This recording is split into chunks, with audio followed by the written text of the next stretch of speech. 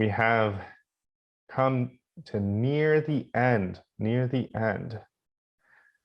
A shout out to a different disease, actually. I saw someone post a tennis racket.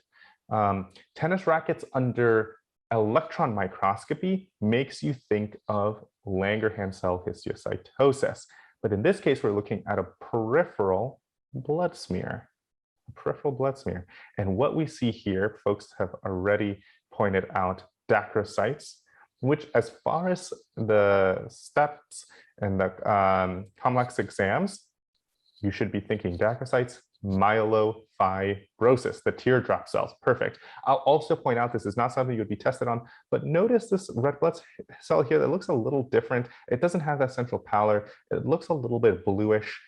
This is a reticulocyte. So when people say, oh, the person is bleeding or they're having a ton of hemolysis, right? Let's check a reticulocyte count to see if their bone marrow is responding. That's what they're referring to here. And these other things look like platelets to me, by the way. So the major finding here is the Dacrocytes. Here we have a reticulocyte, and we also see some relatively normal looking platelets that we're seeing better now because we're far more zoomed in than the first image that I showed. So again, these long cells here, are the Dacrocytes, the teardrop cells. And basically any form of bone marrow infiltration, fibrosis, can lead to these Dacrocytes. The way I think of it is these red blood cells are squeezing through, they're trying to escape the bone marrow. And so it's so fibrosed that they're not able to get out as easily as they might otherwise be able to. And that would be the Dacrocyte showing up in your peripheral smear after they've navigated the escape route from the bone marrow. The MPN, myeloproliferative neoplasm range of diseases, which is primary myelofibrosis, the essential thrombocytosis, and polycythemia vera, are really commonly tested JAK2 V617F. Right?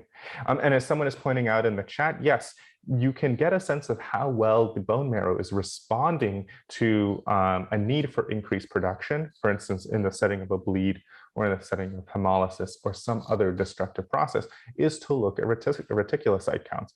And you can actually correct the reticulocytes for your hematocrit to give you a corrected reticulocyte count.